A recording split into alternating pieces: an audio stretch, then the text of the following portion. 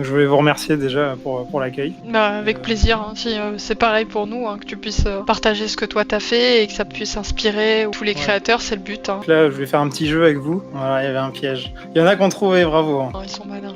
Ouais, ils ont triché, voilà. Ils ont compris la thématique.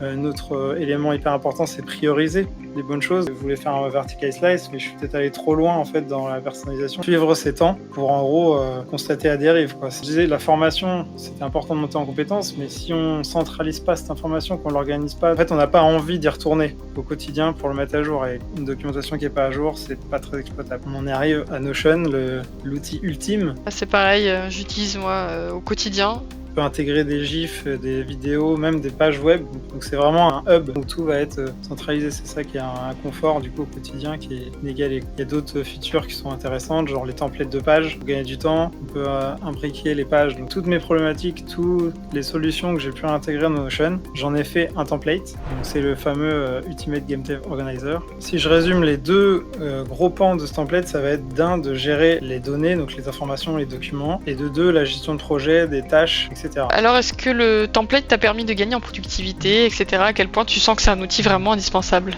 De savoir où j'en suis, donc déjà d'avoir des objectifs clairement définis avec tout ce qui est goal et milestone. Et dans mes goals, j'ai mes KPI où je mesure en fait, ok, j'en suis rendu où. Et après, c'est sur la gestion du temps. Comme j'ai planifié tout au trimestre, après par mois, par semaine, le fait d'avoir planifié avec le Gantt, je sais exactement quoi faire, donc ça m'enlève quand même un poids. Et surtout, si je déborde, vu que je fais mon daily tous les jours, quand ça fait 3 jours que je mets la même tâche, je commence à me dire, ok, il faut que je trouve une solution. Donc soit je fais autre chose, soit c'est qu'il y a un problème et du coup je dois replanifier. Ça m'aide vraiment à être plus clair, plus efficace. Et en fait, ça me permet de rentrer mes tâches dans la journée, dans le long de la journée, et me dire bah non, là ça va pas rentrer quoi. C'est pour éviter le fameux piège de quand je fais mon VFX, j'ai bien envie de rajouter encore des petites flammes, machin, parce que c'est beau, mais c'est pas la priorité malheureusement quoi. C'est pour ça que Notion est très fort, c'est que vous pouvez après tout customiser, et là on le voit avec ce template qui est très très très avancé. Et c'est pas des choses qu'on va faire quand on commence à prendre en main l'outil, quoi. Et qui en plus a été pensé par un développeur qui a eu les problématiques que globalement vous avez sûrement, ou que vous allez avoir. Merci pour le partage et tout, c'était très instructif, même de manière générale, pour comment s'organiser en fait. Hein. Ça répond à cette grande problématique et ça donne quand même des pistes.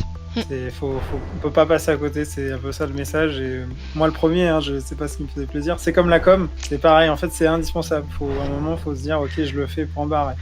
Et voilà, c'est mon template m'a aidé aussi pour ça. Donc.